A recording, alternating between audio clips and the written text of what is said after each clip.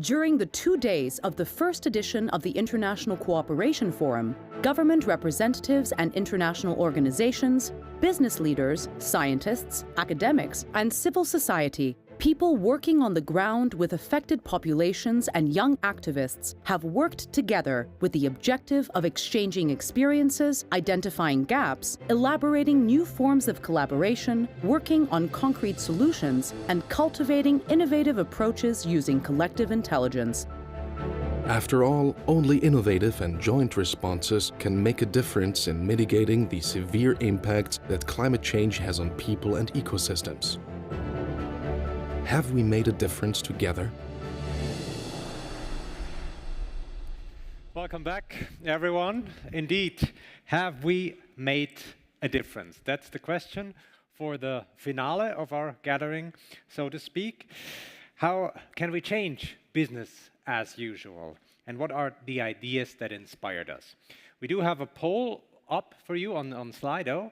And whether you are in the room or you're joining us online, you can participate in this. I'll read the question to you.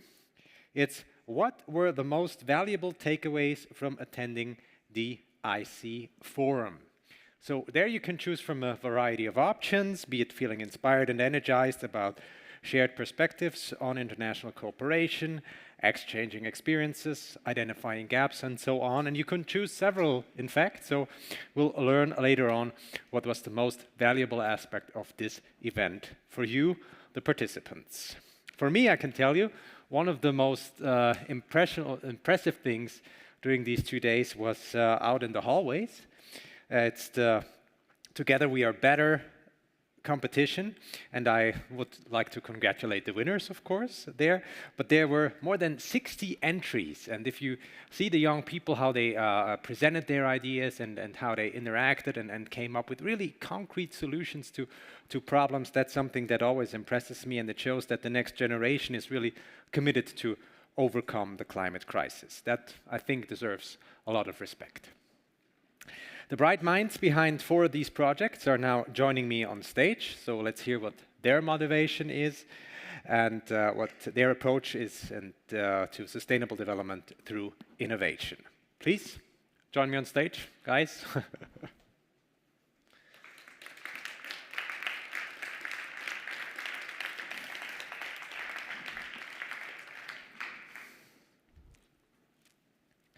I would like to start with Empower Ventures. That's Michael.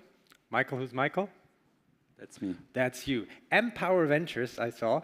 That is a platform to power the African energy transition with a B2B approach, something we've also talked about during the various sessions here. Do you have an example of a project you're doing?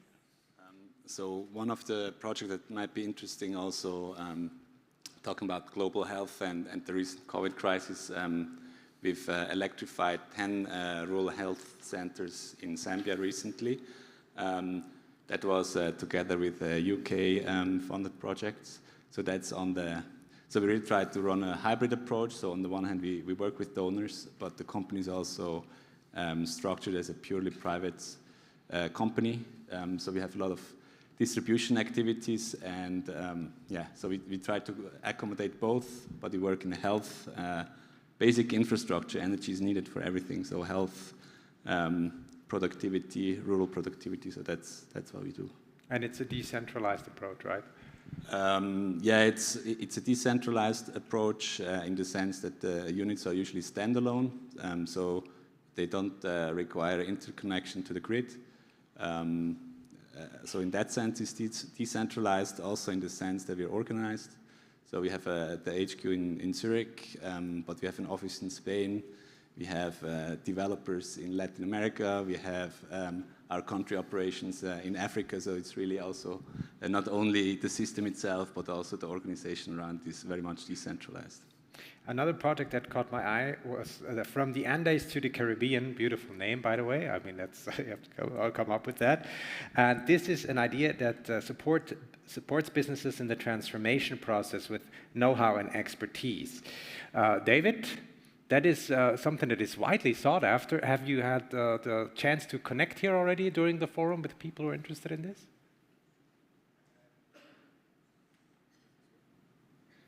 think your mic is...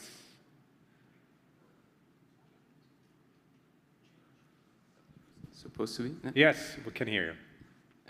Yes, I had different exchanges, and it was very interesting to bring a bit this idea of, you know, a different approach to knowledge exchange. I think what's the best way to support a project, maybe in a different context, is really to listen more to what is already there in this context and what has been thought there, and in a way to connect to entrepreneurs in these different contexts which have the same problem. And bringing this discussion a bit back here was very nice during these 2 days, because you realize that actually everyone around the globe has the same issues when you try to start an adventure in this direction. And you work in various different fields, right? That business fields. Sorry? You work in various different business fields. Yes. I work a bit in development cooperation in energy, in the energy sector, renewable energies, and also in circular economy in the food retail business. All right.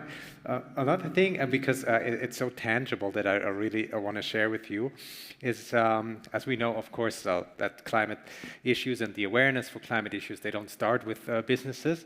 They start with kids, in fact, with toddlers. You know, they have to be aware what's going on with our planet as well. And Karin, you are at Orenda Tribe, right? And that is a project that is leading the little ones toward a better understanding of these issues. And I hear it all started with a T-shirt. Yes, it started with T-shirts. 6 years ago, Zaid, who is the founder of the Orenda Tribe, basically went to a refugee camp bordering Iraq. We are from Jordan originally. And so they started making pictures and workshops with the children, painting, for instance, their superheroes with superpowers to save the environment. And they took these pictures, printed them on T-shirts, and then sold these T-shirts to generate funds in order to run more such workshops with the children. And where does the name come from, Orenda Tribe? Orenda comes from like a mythical wave which kind of triggers change in everyone. I like that. I like waves, and if they trigger change, even better. Nowadays, you operate largely digitized. What challenges do you face here as a kind of a next-generation development project? Yeah. So with digitalization, the changes that we face, so basically now we are converting our activities not only from the offline world to the online world. So now we develop digital apps for children, and the challenges there are that, first of all, in digital, you easily go into this entertainment section, but actually it's so important to stick to your core and to your message. So for us, it's really creating awareness on environmental issues in children. So really being true to your message. That's one topic for sure, but also how to ensure that you really generate impact, so that it's not just some entertainment for a child or creates maybe some awareness, but how can you really trigger real life actions? And that's what we do now. We combine online and offline in order to really kind of generate the impact in real life. I mean, it's so important, this awareness, and of course it goes hand in hand with education, which brings me to the next project. And in this respect, I mean, Kila Kitu Fresh, do I pronounce it correctly? Kila Kitu Fresh. You're a very hands-on idea. Please tell me about it. Yeah, Kila Kitu Fresh. You pronounce it very well. Yeah, what we are doing, we support the public schools in Zanzibar by rebuilding the broken infrastructure, and also we build new desks. And we are carpenters, as you see. We bring fresh learned carpenters from the Lere school that they can go there for 3 weeks and to exchange, to learn something. What is special, we really want to exchange. We want to have cultural exchange, working exchange. And I think when we started, it started all, we wanted to support education, and during the development of our project, we saw it's a chance for us that we can educate ourselves more. Through cultural exchange, we saw so many stuff during the process, and we learned that we have to learn a lot more, and we are also developing. And this is what we want to do with Kila Quito Fresh, that we develop us in Switzerland as well, that we are making together a difference. That is such an important point, that it's not only it's not a one-way street, right? We're both learning from each other, as you said, and this is the perfect forum also to get in touch with others. Have you had any requests for others who want to have a hands-on approach and start a project in the Global South? Yeah, I thought about that a lot of time, and what the most important thing is, if we want to start something in the Global South, take time. Really think about your idea and talk with people. Talk with people where you want to work, share ideas, and take time to find a good team. What is the second thing? You need a good team. You need people from there. You have to share the ideas. You have to make a project together. It's not your idea, it is our idea at the end. And this is, take time to find a good team. This is what it's all about. To make the idea a common cause, so to speak. So you can make a difference together, yeah. Together Thank you. we're better. Yeah, that's what we're here for. Thanks a lot. It's really inspirational to talk to you. Thank you.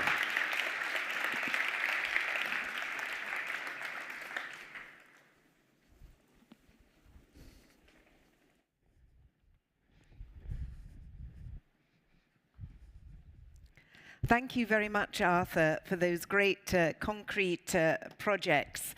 And I'm delighted to be with two of our external rapporteurs who have been following closely what's been going on at the forum for this next session called Walk the Talk, What Next? So with me is Ocean Dyer, co-chair of the Sustainable Development Solutions Network, Switzerland, and founder of Swiss Youth for Climate, and Rupa Mukherjee, Director of the Advisory Services Department of the NGO Helvetas, and Rupa was a lead author on the 5th and 6th IPCC report.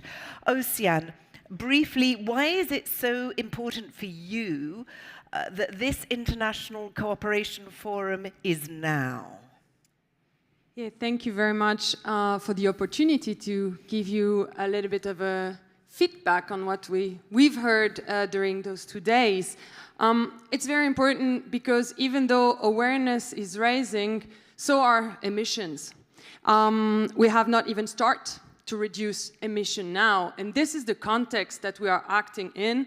And we're talking about solution is good, but we need to remember what is the fact we are working on right now. We need to protect the global commons, and in words that aren't mine, every action matters, every bit of warming matters, every year matters. This is the first point. And the second point is that in the frame of the SDGs, we all have a lot of homeworks to do. Starting points are different, pathways are different, approaches are different, but we all have the same goal of a sustainable global community. And having meaningful impact is not only development project, it's also making sure that one's behavior does not harm, because policies are national, but impacts are international. I mean, do you think that international cooperation at the moment is fit for purpose? This is, I guess, the tricky question of this conference. And after 2 days, I think we can highlight a couple of points. And I might freely quote some of the speakers that we've heard. A very important point that I think has quite a long way to go still is that climate change and biodiversity loss must become cross-cutting elements of any development project. And for that, we must start questioning the frame around climate change. We must have the courage to recognize and address its root causes. We need to mainstream and scale up isolated projects. We need to partner up with nature. Nature-based solutions must be explored much more than they are so far. We need also to recognize that development without fossil fuels is feasible, but we need to enable it. And for that, we actually need a new vision. We need to go from project-based vision toward pathway for just transformation. And what just transformation is actually having coherence between policies and within projects. But it's also working on stabilizing situation, not only putting bandage on difficult or urgent situation. So this is a huge challenge because we don't have the luxury of time.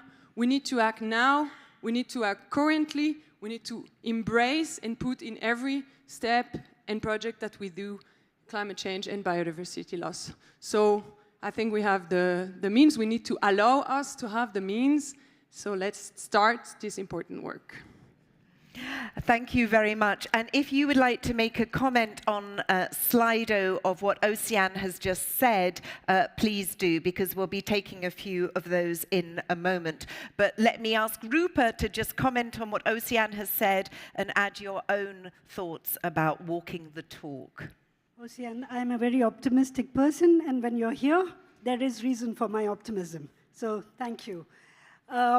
This morning at 6 o'clock, I was in Bangladesh in a similar workshop. It's possible virtually now, a climate change workshop, where we had a set of people talking to us from the field.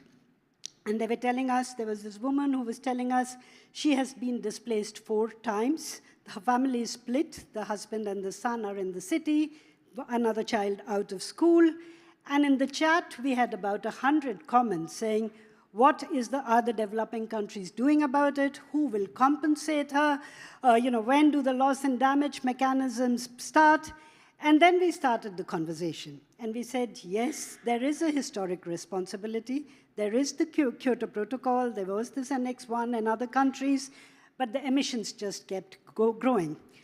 And let's look at what happened. Where did these emissions come from? How do they break in terms of emissions from richer households in Bangladesh versus the poorer ones, between men and women, between our generation and the next one. And this is the crux of climate justice.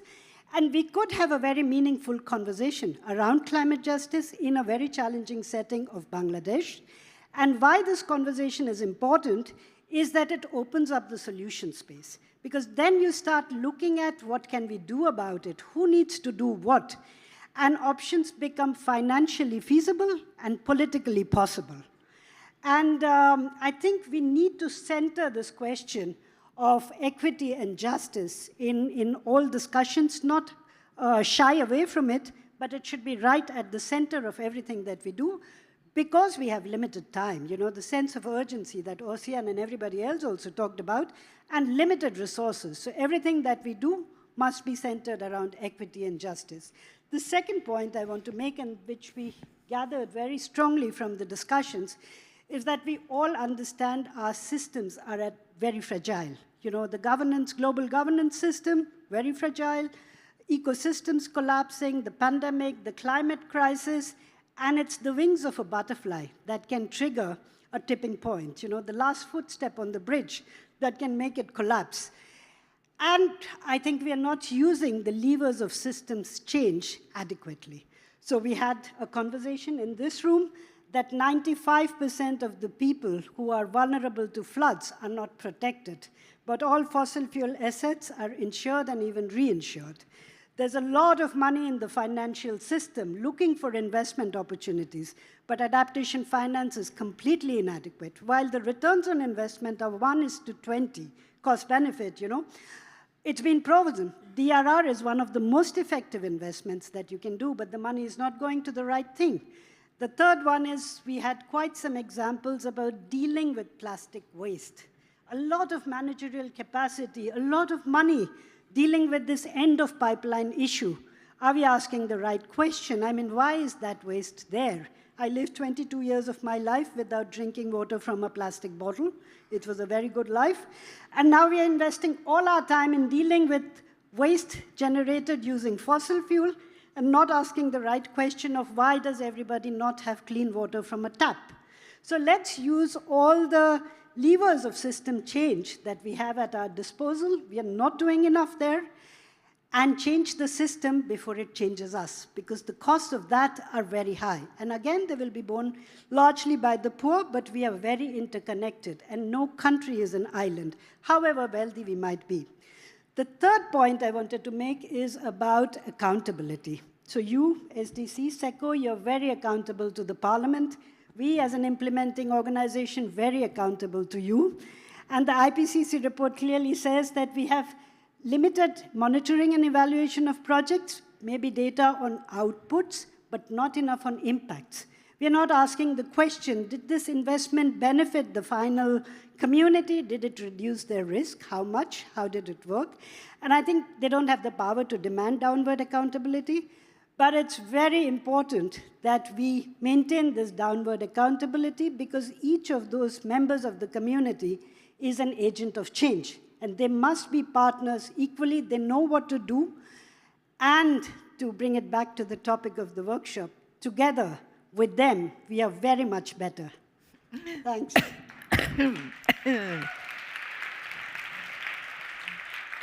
Well, thank you. I think that has really resounded in the room. I'm just seeing whether there are any questions on Slido. At the moment, I don't see anything in front of me. So if anybody wants to change that slide, thank you very much. We'll just take a couple of questions. Okay, we're all aware of the need to stimulate behavior change, but are we ready and willing to change our own behavior within the international cooperation community?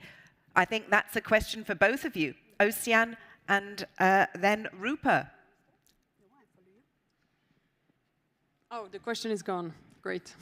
All right. So it's about changing behavior. Yes. Are we willing to change our own behavior within the international cooperation community?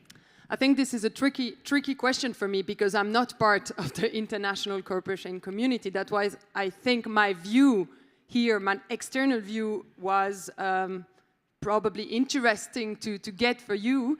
But I think I come back to what I've said before. The whole approach needs to change. It needs to get integrative. It needs to come to leave project-based to pathway-based, and this must, this implies actually behavioral change in the way we work in this kind of project. So yeah, I'm sure there is nothing. We can't go around it. We need to change the way we work. We need to change the way we work together as well. I mean, Rupa, you said it really well, and it has been said many times during those 2 days. Communities know what they need. They know how it works, and they need to be integrated. In the working session before, there was a beautiful sentence being said that we need to work with community, and we don't need to give to community. And this is, I think, a very good way a good line to follow to change our behavior. Rupa, yes, as part of the community. Yes, as part of the community, I truly believe that we need to do a lot more. So looking at our own climate footprint, but just as we expect from the financial and other sectors, looking at the impact of the work that we do in terms of climate change. Is it reducing risks or adding to the risks? Are we contributing to more emissions? This is a very important question. Our donors don't ask it, and I don't think we should address it through more safeguard policies, standards, self-disclosure, but it's a question we must ask ourselves at every step and act upon it, because we have too many, procedural aspects, and we must go beyond that and actually walk the talk, which is the title of the session.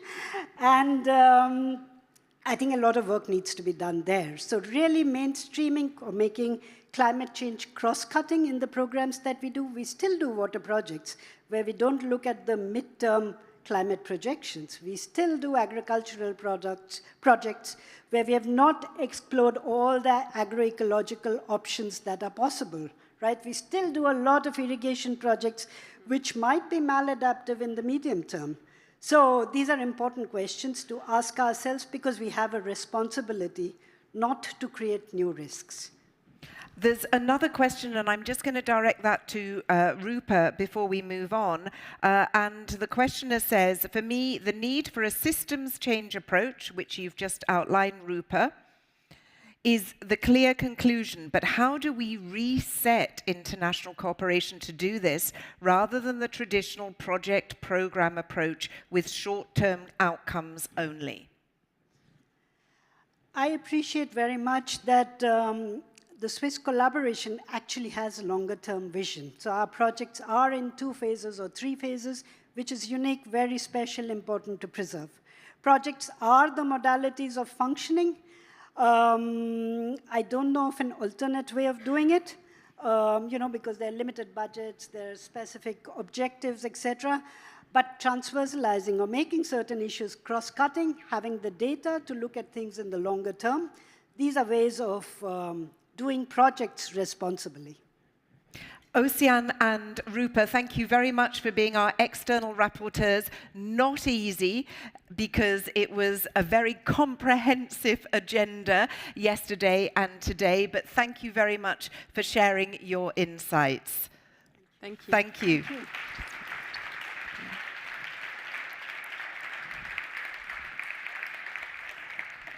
Well, listening to Ocean and Rupa is the State Secretary for Economic Affairs, Marie-Gabrielle Inaiken-Fleisch, who is joining me now on stage. Thank you very, very much. Let me ask you about Switzerland, walking the talk, translating words into actions. What do you consider the most important measures for Switzerland?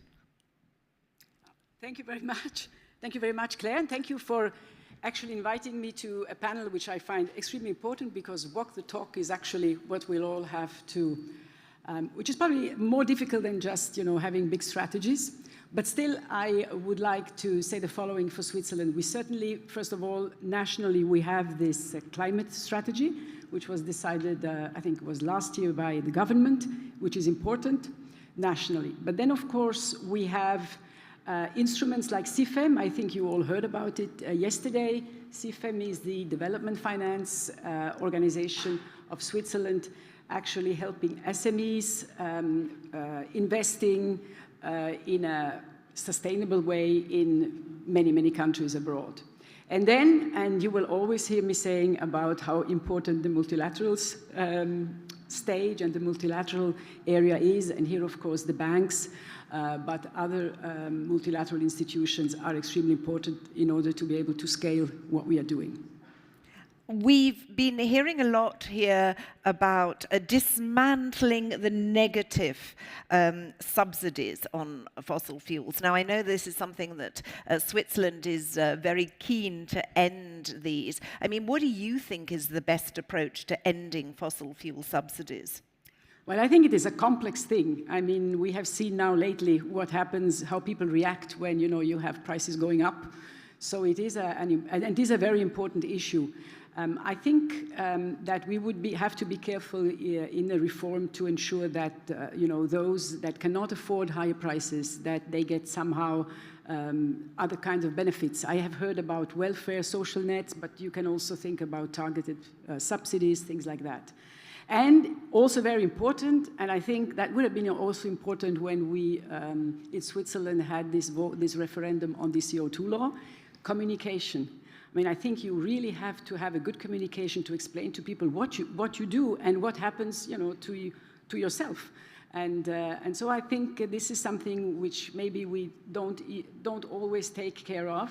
But we are very, as you mentioned, we are very active in all these areas. I know the World Bank is doing things, and we are bilaterally also in negotiations. We are very active in this area, and I think we really have to come to a point where we find solutions. Otherwise, you know, I think Rupa was saying before, you know, or Oceana, we cannot wait for another, you know, 10 and 20 years. We have to be a little bit more active and finding, hopefully, more quickly solutions.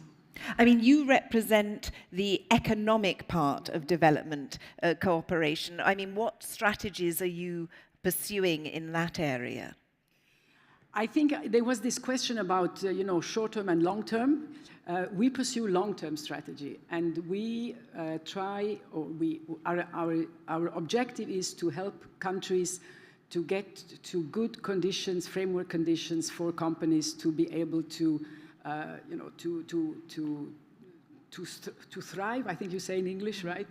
And to have good conditions for companies to establish and then to grow. And I think there, the whole issue of sustainability is an important issue.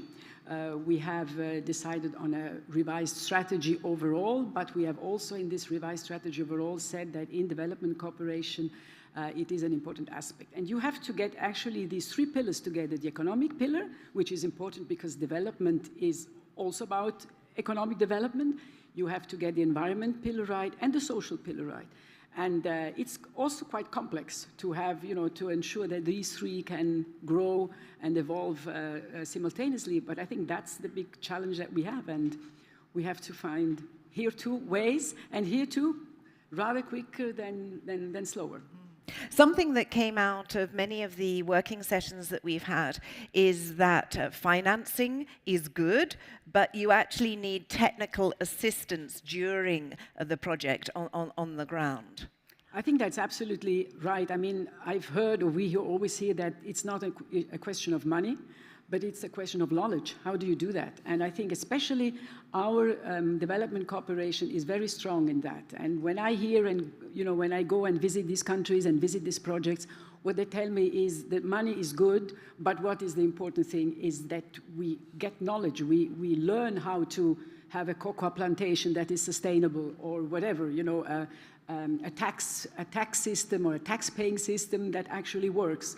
So this is something I think it is very important. The technical assistance is not something that is maybe so expensive. So when we talk about millions, it doesn't figure in millions, but it's probably the main, and it's also the distinctive element of a Swiss cooperation, you know, and we always like to do it the Swiss way. So that's what we do, and I think we've been successful, and I'm sure we will continue to be successful also in the future.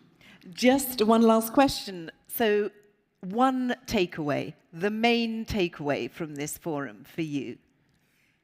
Unfortunately, I could not be here all the time, but what I heard from my colleagues is that these famous framework conditions, they are really important, you know, and the framework conditions is everything that helps the economy, because we do economic development. Cooperation is what helps the economy actually to grow everywhere in all our countries and all over the world. And we preach this to Switzerland, you know, to the politicians here and everybody. Framework conditions, keep them good, and we do the same abroad. Understood. Let's just see, and we're going to have to approach because these questions come in a very small print, okay? What questions that there might be for you? There we are. There's one that's come up in blue. Will the main results, key findings of this inspiring IC forum be integrated into the next Swiss cooperation message 2025 to 2028 and into the policy dialogue with other federal departments in the sense of policy coherence, and how? Long question.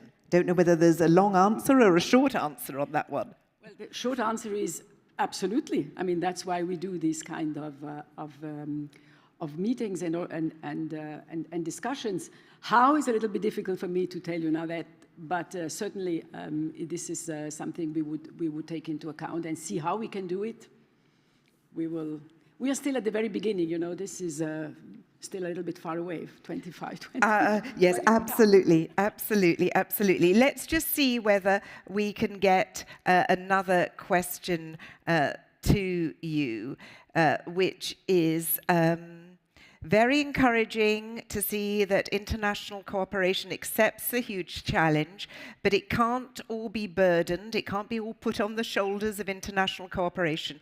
How can we, as international cooperation specialists, citizens, practitioners, work towards policy coherence so as not to lose the gains that might result from this? Policy coherence, everybody working together. You work very closely, of course, together in the Swiss Development Agency for Cooperation, but everybody else needs to work together across governments. Yes, certainly across governments, but also governments with other stakeholders. I think, we are probably the champions of consultations in Switzerland. So we used to, every time we do a new law, we consult virtually everybody who has an interest. And I think also in international cooperation, we really try to do that. We might, do more in the future, but I think that is one of our main objectives, is really to get everybody on the table to be able to get the best out of it. Absolutely. Well, thank you very much. Thank you for your many, many questions here. Marie-Gabrielle, thank you for spending some time with us. Thank you.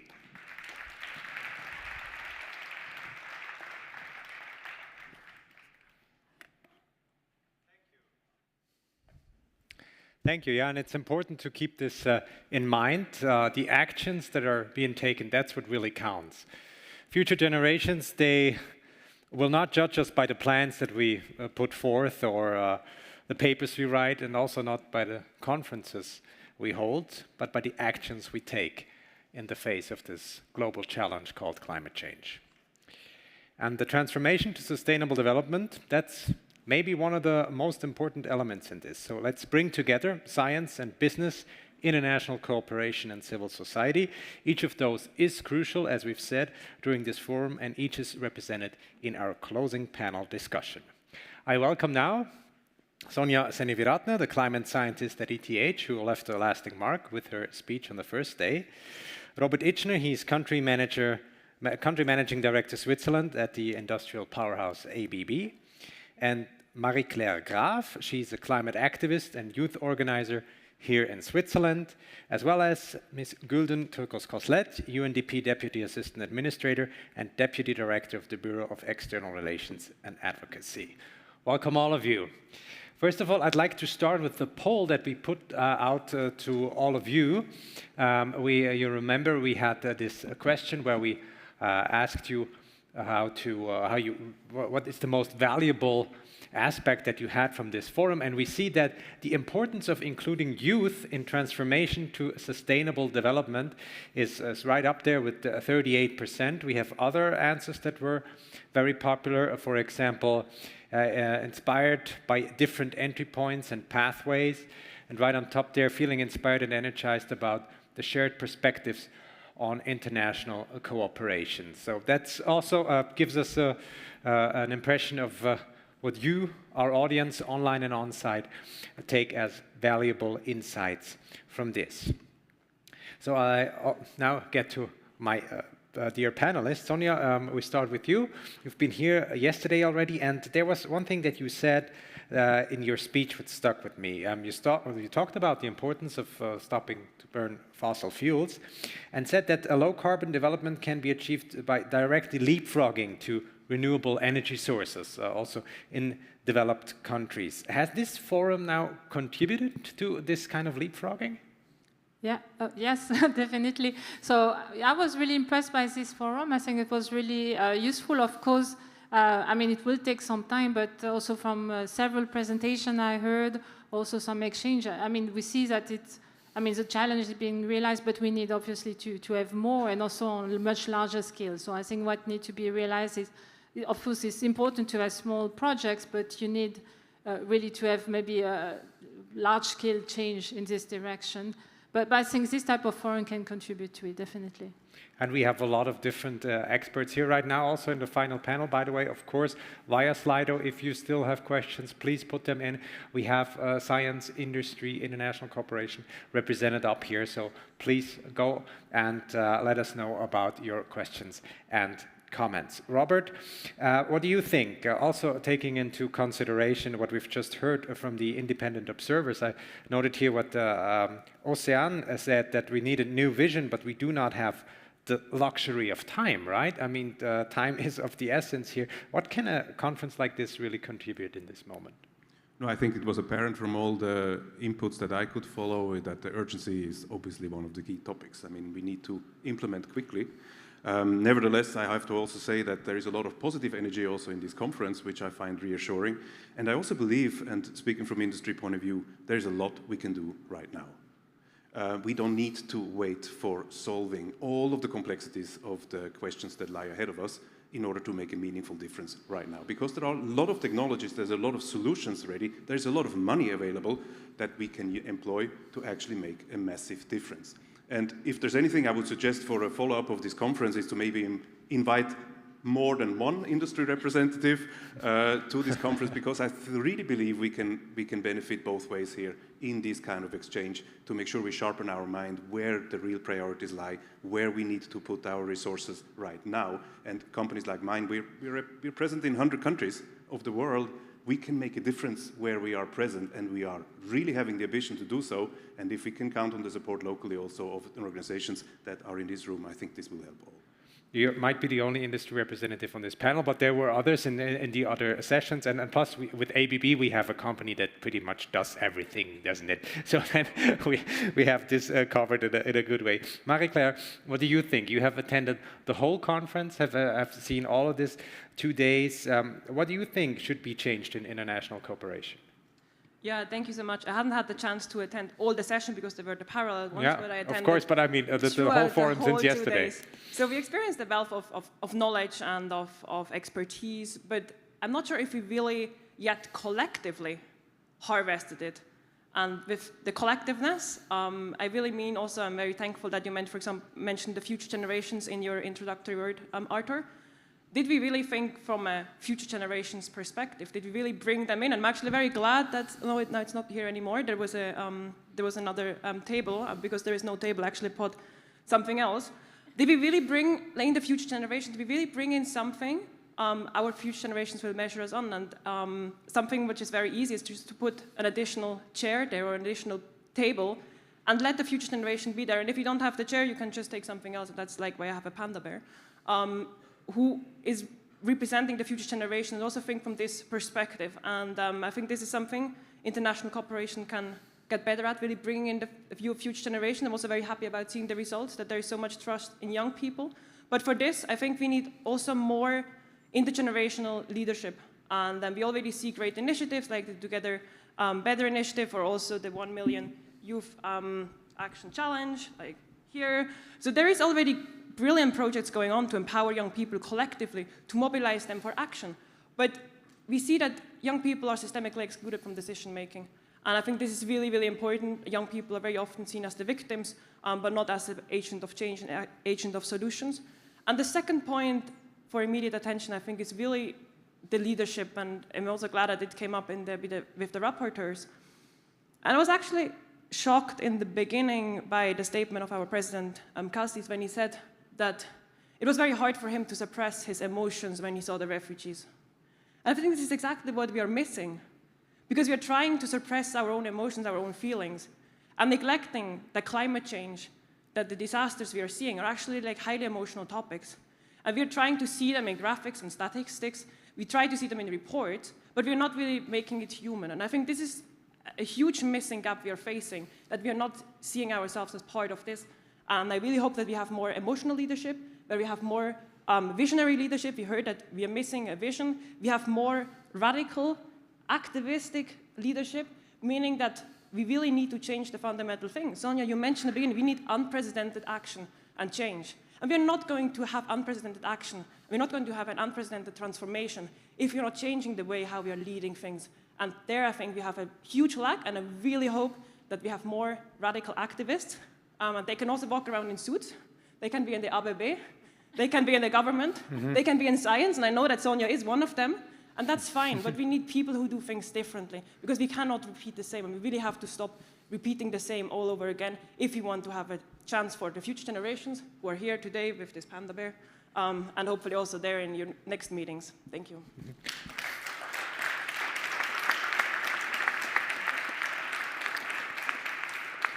Very well put, also to allow the emotions and allow different approaches. You remember our theme is together different, but it's also in a way different together, because there's all kinds of different players that come together and end up in a place where they want the same thing and that they're marching together in the same direction, though they may come from different angles to this. Now, Gülden, you have a great vantage point on this at the UNDP. Now that we've brought together so many different people from international cooperation, from science, industry, and so on, for new ideas for sustainable development. What are your takeaways from the forum as a whole? First of all, thank you so much to the Swiss government, to SDC, SECO for inviting UNDP, and also through us, the UN system, to have a voice and to exchange with you. Our takeaways is, it's really amazing how when I listen and when my colleagues listen to the participants of the forum, how similar our discussions are within UNDP, but also within the UN system. So that's a good thing. It means there's alignment of what we're aiming for, and I think our previous speakers spoke to that. We have a common vision of how to get there.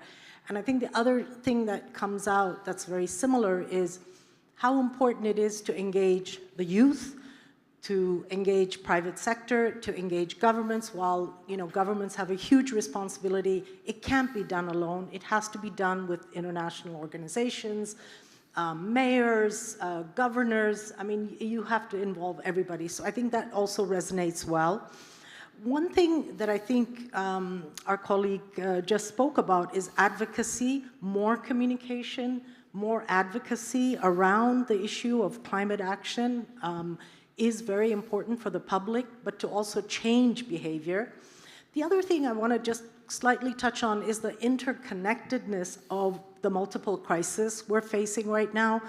We've seen the devastating impact of the war in Ukraine, but it's also impacted us globally. It's quickly showed us how interconnected the crises are. We're just coming out of COVID, the socioeconomic recovery, the climate crisis, the impact on the food systems in Africa, those countries that are highly food dependent and importing food, especially the least developed countries, and how they have to combat climate change and this crisis right now.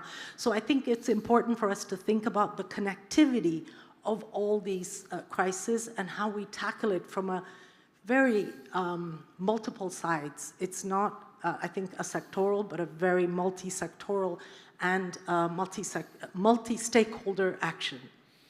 Indeed, that has been something that has been discussed oftentimes during this forum, that you cannot look at the problems separately, but really see that you need a holistic approach in all of this.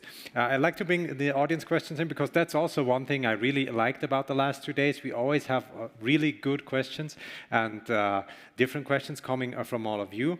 So one is, and it touches on the responsibility of consumers and individuals. That's something we've not talked too much about, but it's interesting. Are we willing as individuals to reuse, refuse, repair, reduce, recycle, and rethink all of our consumption, to eat locally and use public transport? Or do we just expect others to act? What about the responsibility of individuals?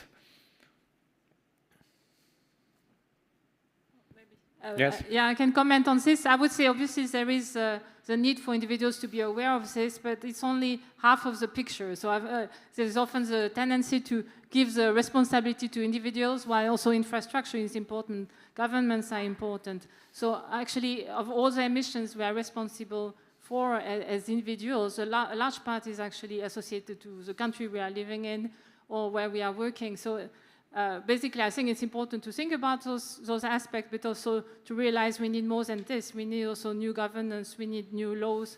We need to look at this at a larger scale. And maybe of all those points, I would say the main point would be the rethink part, which is maybe before using, we also need to think what type of sources, for instance, of energy we want to use. I mentioned this yesterday. I mean, the big issue for climate change in the end is fossil fuel use, and there it's just actually using something different.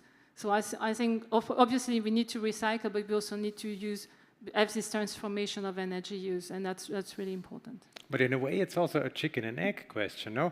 Because if consumers and if citizens change their behavior, let's take ABB for example. You have businesses in the energy transition. You do a lot of renewable energy projects, but you also have clients from the oil and gas industry. And if you have more demand on one side, you're obviously going to go there, right? So the demand can do a lot of things.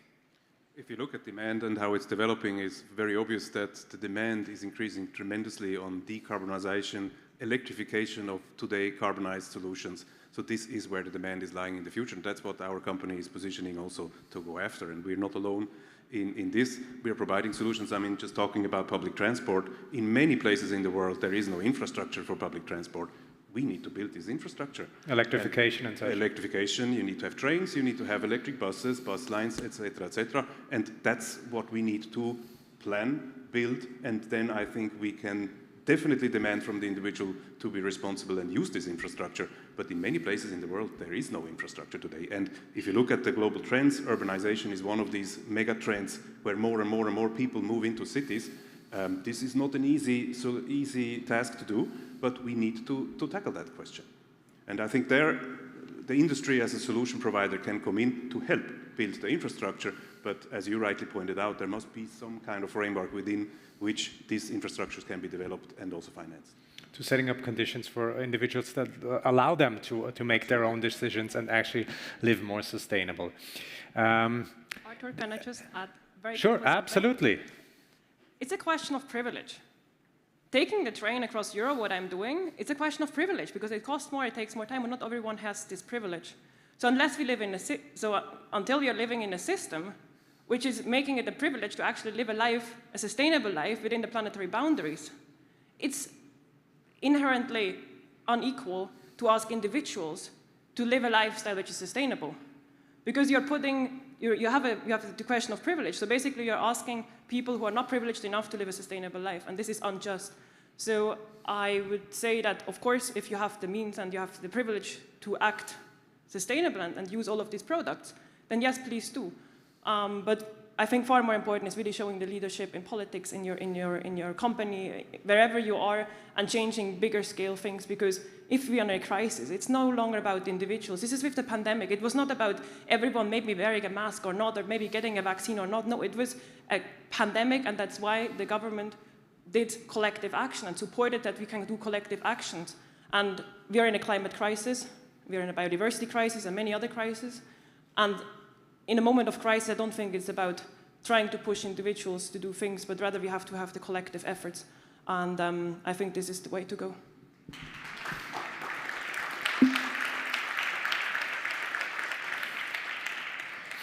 Let's get another question in.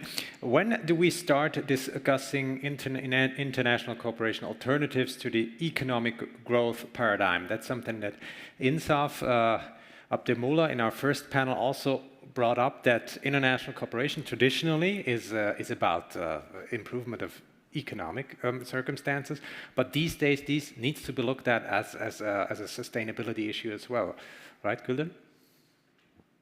Absolutely. I'm going to just tie my response to a question that came up in the last session, if you don't mind.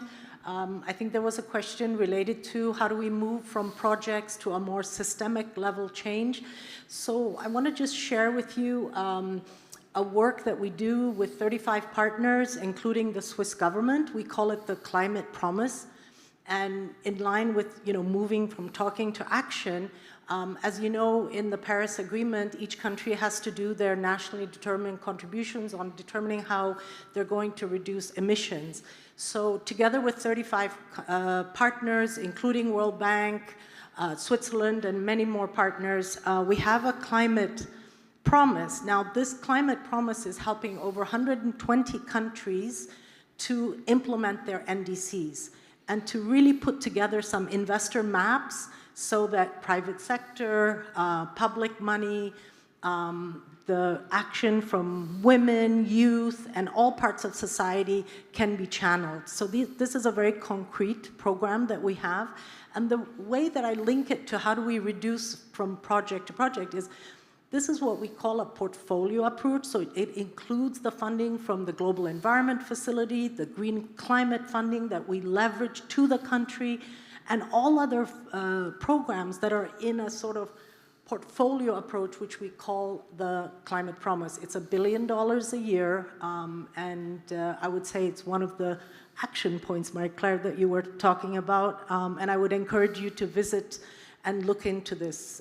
It's a very promising action-oriented program. Talking about action, one of the easiest actions, at least from the outside, everyone agrees that you should stop fossil fuel subsidies, right? We've brought that up a couple of times during this forum. You even have a campaign about Don't Choose Extinction. By the way, it's a really good campaign. You should take a look at it. And this seems to be an easy one. Why hasn't this been done decades ago already? I mean, subsidizing an industry that is not exactly popular. I mean, I was really shocked also when we looked at the figures that, you know, we're spending globally over $400 billion in fossil fuel subsidies. And we did a study, and if we look at how you could reuse and repurpose that money, it could eradicate poverty over 2-3 times. It could really support a just transition, a green transition. So part of our work on the Climate Promise is also looking at how to help governments, how to help them have policies that would begin to have a repurposing of that funding towards more social protection and a transition to a green economy. You mentioned the campaign. If those of you who don't know it, please, it is called Don't Choose Extinction. It's a dinosaur named Frankie that visited the General Assembly and told all the member states, what's your excuse? Our excuse was an asteroid. So I would invite you to look at that. But it is an advocacy campaign. It is to change behavior. It is to put those numbers out there to show how much actually we are spending on fossil fuel subsidies and how we can transition into a just and green economy. Mm-hmm. And it should be something, you alluded to this as well, right? The fossil fuels is the one point where we really, it's clear that we should start there. Yeah, it's obvious. For me, that's really the elephant in the room. I mean, obviously, there are powerful interests there. I mean, we see this even now with the war in Ukraine. I mean, there are some means of pressures, maybe from non-democratic countries on others, but basically, that's why we have to start. I mean, as I mentioned yesterday, basically about 90% of our CO2 emissions are associated with fossil fuels. If we don't use fossil fuels, we have solved basically 9/10 of the problem. It's very easy.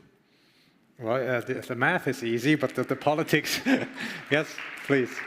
The politics sometimes seems to be very hard in this. I also want to get to some of the feedback that we had in our working sessions, also this morning.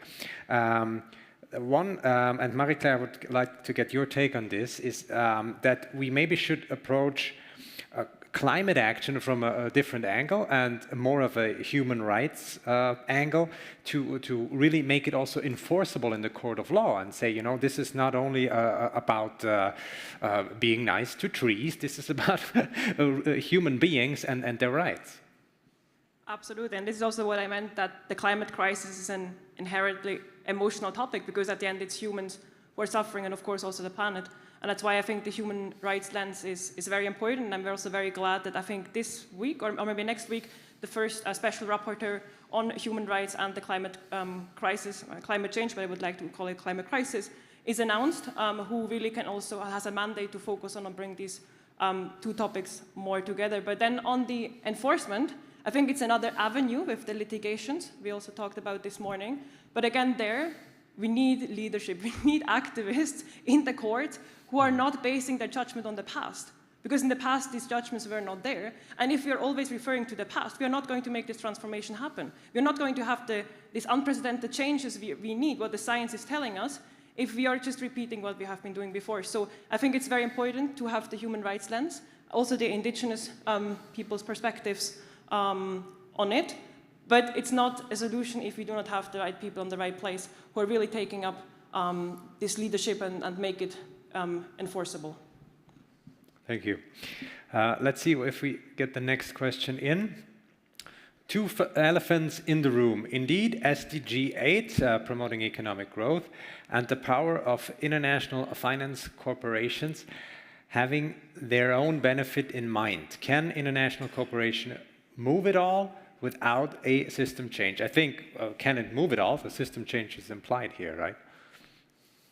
Maybe, Gülden, you want to take this one?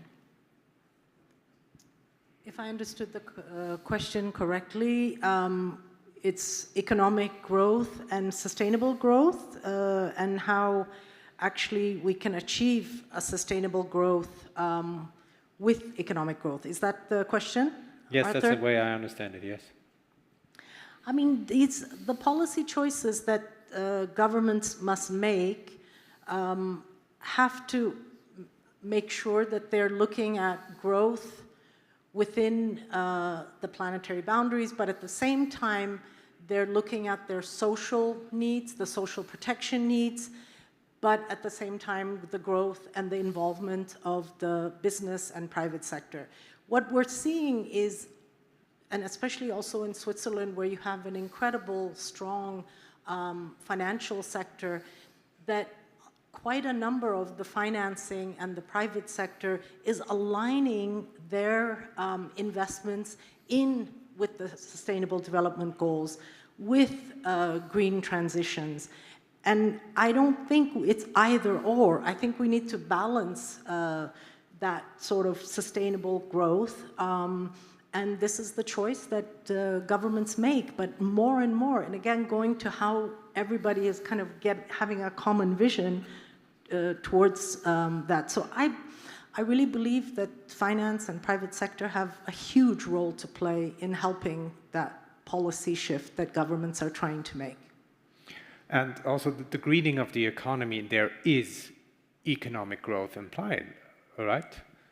Absolutely. I mean, just taking a small example with like Switzerland, where we have 50% fossil energy, we need to replace this energy. We need to grow renewable power quite dramatically just to cover our comparably small energy needs of a small country.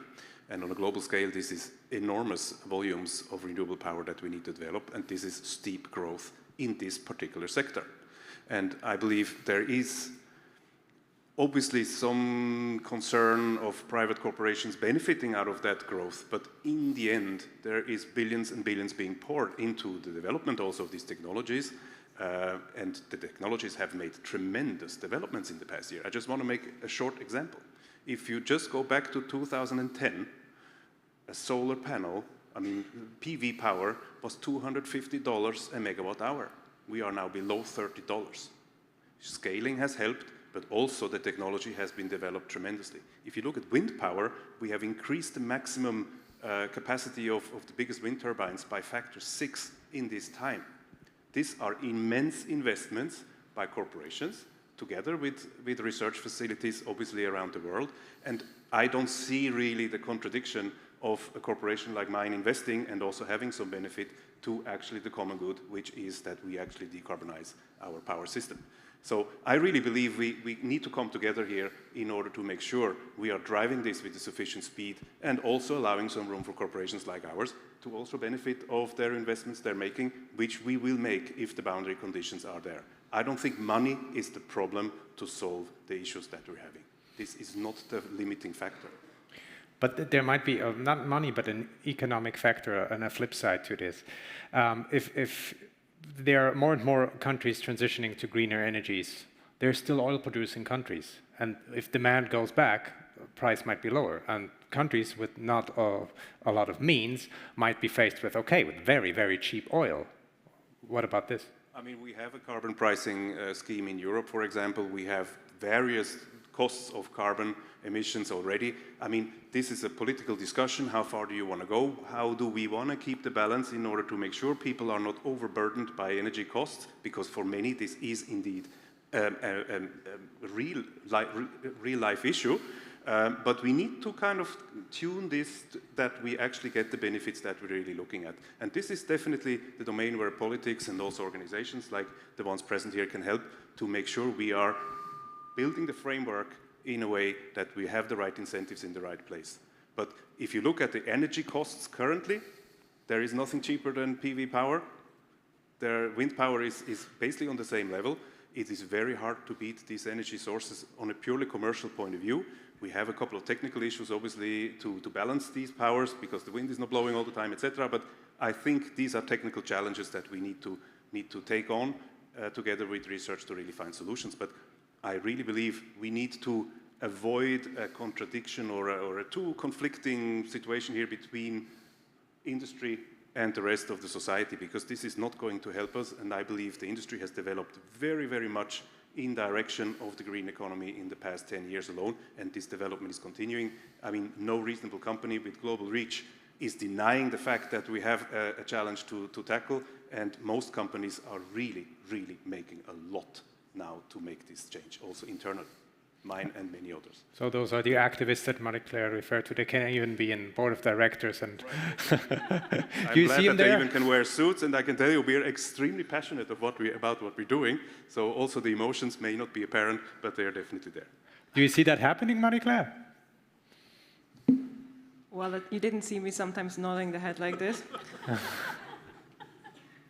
Well, if the corporations would have really grasped the urgency of the crisis we're in, also what Sonia and many others have been showing throughout the forum, I think they would act very different. Yes, they're waking up and we see more and more action, we see more and more campaigns, and we see more and more reports, but this is not going to change the business model of so many companies who have to change the business model, because if we need an unprecedented change, the companies cannot just be a little bit greener and be a little bit more sustainable, because it's not going to help us to make a transformational change happen.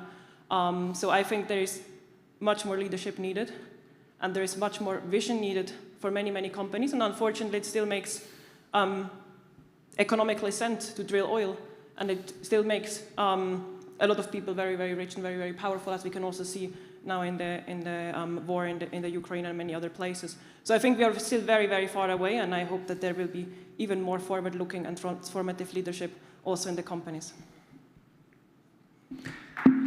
Thank you. One question that's got a lot of upvotes. Here is a question from yesterday. In fact, you see, we try to get back to all of the questions we can. Is the current project management focus not something that needs to be dramatically overhauled to really transform international cooperation towards a greener and more sustainable world? Gülden, maybe? That the project focus and more in a transformational view?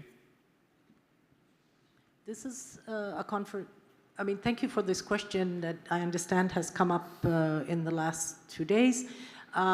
This is a question that we are also asking as we shift from managing many, many small projects to what I mentioned earlier, having a more portfolio approach that has systemic change that can be transformative.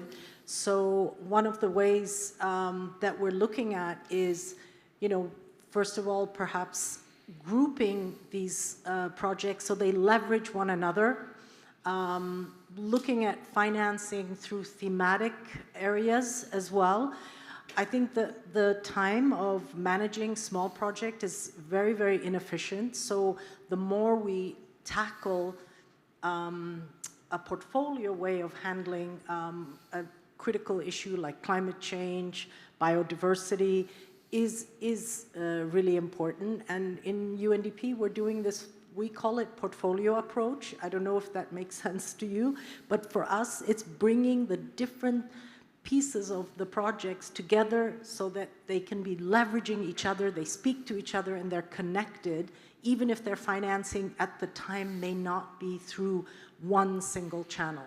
So I would encourage those of you working in projects to try and, if you can't put it all under one pooled funding, to try and at least leverage the project so they support each other and they can bring around transformative change, that you can make them multi-sectoral. You can bring the voices of all parts of society and really bring it to scale, because the days of these small projects is just over. And that's one big change that we can all take in international development, in the multilateral system. That is what we're doing, and working together with, with our partners in the UN system, outside of the system, bilaterals, your government, SDC. I think we have to collectively leverage our presence at the country level, regional level, at the global level, and think systemically. And we'd be happy to share our experience with you on how we're transitioning that as we start our new strategic plan for the next 4 years. If you talk about thinking systemically and the days of small projects are over, I wonder if that contradicts something that came up in the working session today, where there was a strong need articulated for local communities to be in charge and organize their own solutions. And that would be small projects, no? Absolutely. But I mean, I don't think they contradict each other. That's why I said, it's not that we can't have projects anymore, but how they talk to one another, how projects are linked to one another. And community engagement, knowledge of the community is essential, because they know so much better. They've been living throughout hundreds of years. They have the traditions, they know the local economy, they know the local the trees, the plants, the seasons. I mean, local knowledge and local engagement is critical everywhere in the world. And that doesn't mean that we compartmentalize, because they are part of the bigger, let's say, our Climate Promise project. Because if we don't have that local knowledge, we won't be able to be successful at the country level. And one of the advantages of working in 170 countries around the world is majority of our staff are local staff. They're not international staff. So much of that local knowledge is from the national staff, but also even going lower to the communities, local language, local practices, and sometimes they know the answers better than us coming from, far away. So, well, yes. Yeah. Absolutely. Sonia, please. Yeah, I think the way I view it is maybe we should have a mixture of top-down and bottom-up. So basically, the systemic aspect is there could be some type of guidelines of, what projects are really efficient in terms of decarbonization. So as I mentioned before, really the main issue is fossil fuel, also deforestation in the tropics. And this needs to be communicated. So for instance, there's been a lot of communication that has been done on planting trees. It's good to plant trees, but it's better not to cut forest. It's much more important because the tree you have cut, it will take years for this tree to grow back. And the tree you plant cannot compensate for the fact that you are using petrol, for instance, or coal. So there should be some guidelines, but then, of course, on the community level, you need to find out what works for you. So you can have guidelines on which direction you should go, but then locally you can find there are different options that can be considered. So I think it should be a mixture of the two. And as we're asking ourselves now, what can we do better? I also would like to ask you what could do the scientific community, what they could do better. This morning, I think it was Friederike Otto who showed a map of the frequency of heat waves around the world, and there were some white dots on the African continent, and she said, well, that's not because we know, it's just because we don't know. There's no data on that. So how do you fill that data gap? Yeah, that's obviously also an issue that we are lacking data in some regions. So I should say, yes, obviously we also need better data, for instance, climate data, also better sharing of data. In some cases, actually there is data, but it's not shared. We have this issue with hydrological data. So yes, data is very important as well. Let me get one last question from the audience in.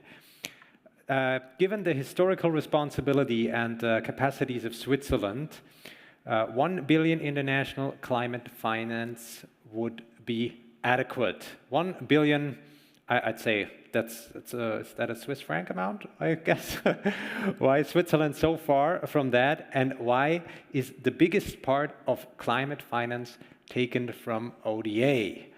Okay, I think actually we should leave this for the Swiss representatives, because they should be answering this, and we will have one coming up, and that might be something we'll talk about. For now, I'll thank you for your answers and participating in this lively discussions, and we'll continue this in the hallways as well, I think.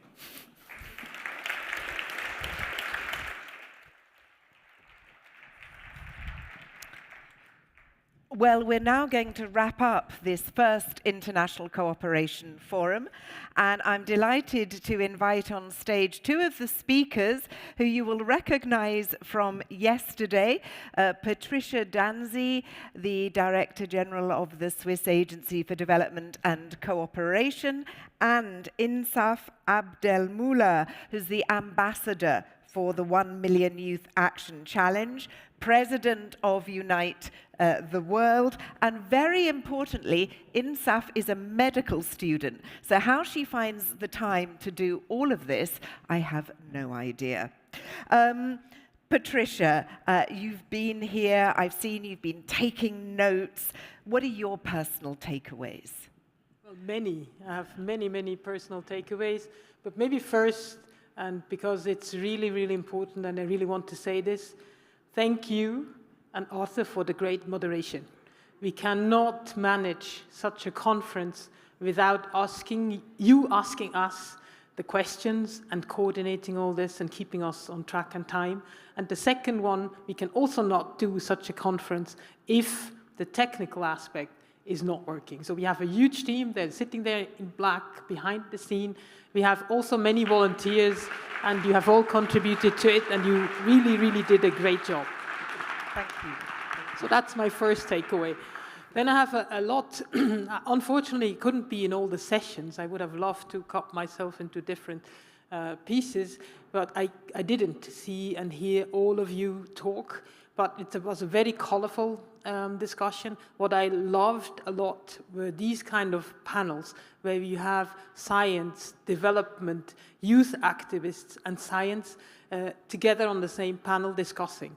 And I think that is what we wanted to create, because then the questions come up and then the answers need to be found. And that is the second takeaway that I have.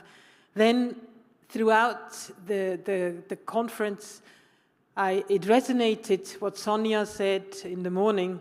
He said, the ones that contribute less suffer the most. And there was a picture up that showed us the women and the young people. So I wondered at the beginning, so yesterday, will we manage to hear the voices of these two? And I think I heard the voices of the two groups that suffer the most. And for me, that was also an important element. A new conversation started. We heard a lot about cities, which I think we will hear about more in the coming years and months.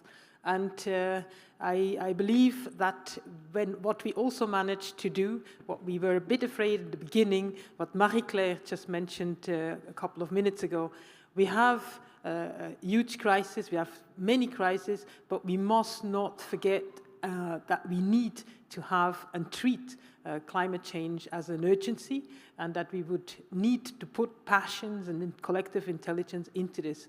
And also I think there we managed to do a part, our part, you did your part in this, and you definitely will help us to become a better cooperation agency and to shape Swiss international cooperation better. The question was up before, what do we do with this? How do we integrate this into a new cooperation strategy? We will definitely do that. We have to digest, but the inputs you brought will help us to do that. So that's what happens next. You go away, you reflect, you take all of the inputs from the collective intelligence, and you're going to feed it in to the way that you work. We also get the critical questions that are on Slido. We will all connect those questions with what we do and what we think and what we believe and what we write, because it's important, and that was also one of the issues of this forum. We wanted to hear critical questions and tapping on our shoulders saying, yes, it's nice what you do, it's good, it makes us feel good, but it's not enough. We only grow when we get critical, constructive inputs from all of you, and we got that, and we will keep getting it. And we already had reactions from people that were not part of this forum, who wanted to be part of the forum, and that is, of course, also an encouraging conclusion and takeaway from these 2 days. And we also heard very clearly about the important role of young people, and it is very important that we close the generation gap and give them a greater voice. I think we don't need to close it because they closed it. I think that the gap, if it even existed, was not only about youth and experienced people. It was also about science and the public sector, private sector, NGOs, international organizations. But the gaps were not bigger. I think we managed to construct more bridges. Great.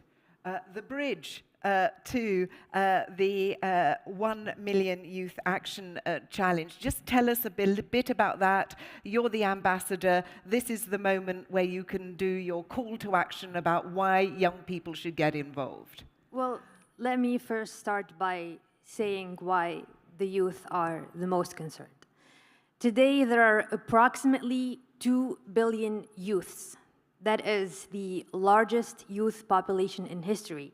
And this population is the population that is suffering the most from climate change. This is the population that in the future will have to deal with the consequences. So this is why we are concerned.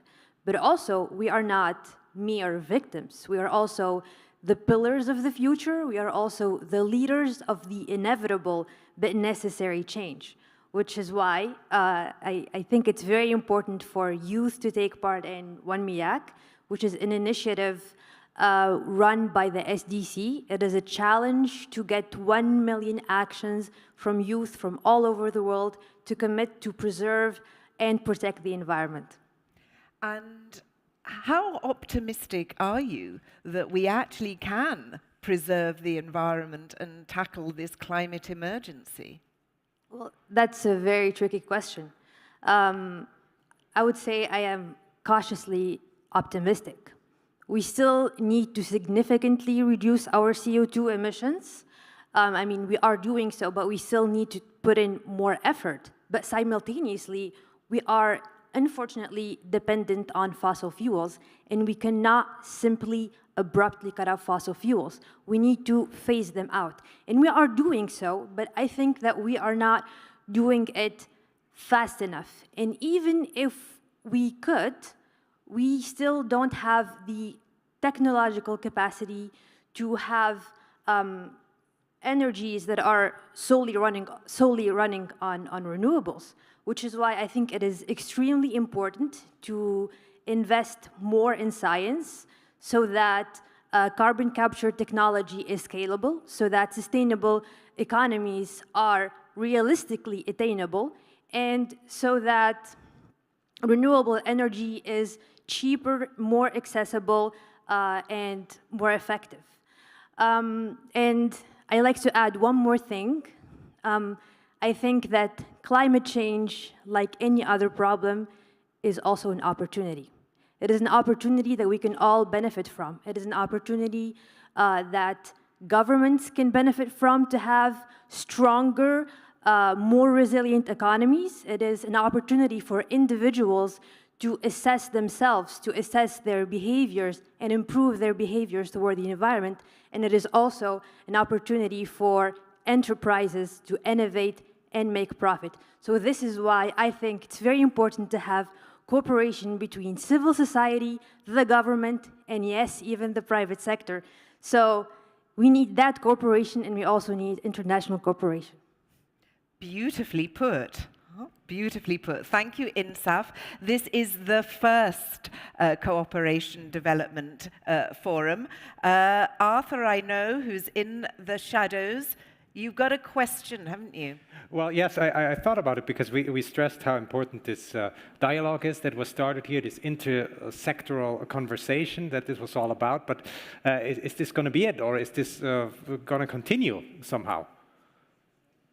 Well, we wanted to continue because once you plant a seed, you have to water it, you have to pamper it, and you have to make it grow. Yeah. So we have heard very positive feedback of bringing these different people together. You have, I hope, contributed to the different evaluations that were put to you, and we will see what we can improve, how we can do better, but we definitely want to see you again next year. Okay. Thank you. Well, I think this, yeah. Just to say, we've been delighted to work together and with you and to hear all of these different approaches. So thank you very much. Yes, thank you. And also, what is nice is the little things, you know, like calculating your footprint or leaving your badge down there so it can be recycled. Everything counts. And I'd like to thank you as well for engaging with us through Slido, through the whole conference. That has been really inspiring. And for us also, it allowed us to learn a lot of new things. So thank you and keep up the good work. Thank you.